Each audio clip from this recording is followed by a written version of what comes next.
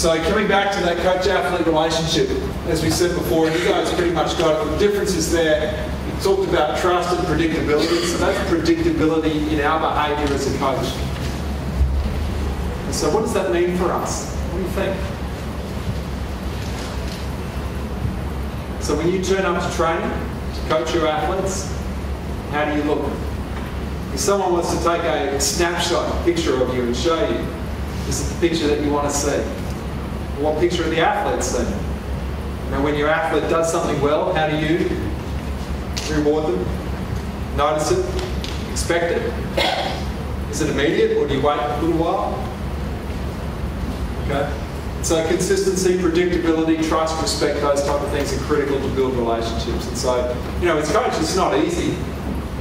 Because as coaches, we're in a leadership position, and being a leader, we are highly what begins with V. Visible. So everything that you say, everything that you do, all your facial expressions, your body language when you turn up to training each time, your athletes take their emotional cues from that. And that will set the tone for the rest of the training session. So we've got to be really alert to that. Of course, respecting differences to the point where we really start to value them. We're writing an article at the moment, which is on this note here, but it's essentially talking about, well, what does bond an athlete to you? And how do you ensure that your athletes not just love their sport, but they do want to play for you? Because the great coaches have that ability.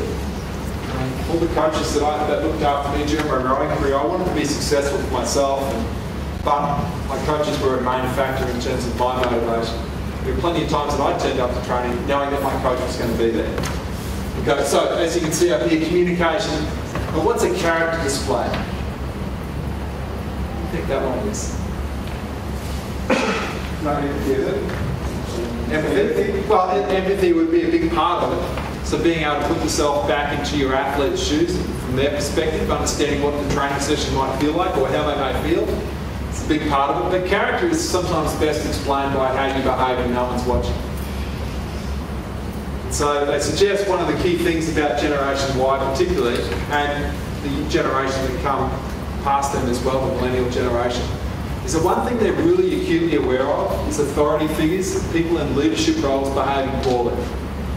Because the role of the media is more significant than it ever has been before, and they can see all of it on YouTube and it's replayed many, many times, they see leadership figures behaving according, or not according to how perhaps a leadership figure should behave. Does that make sense? So when they look to us as coaches, and just because we're a leadership figure, they don't perhaps trust what we say, or perhaps want to do what we ask them to do, or perhaps we lack that level of credibility. Okay? It's because they have more of a questioning approach to things. So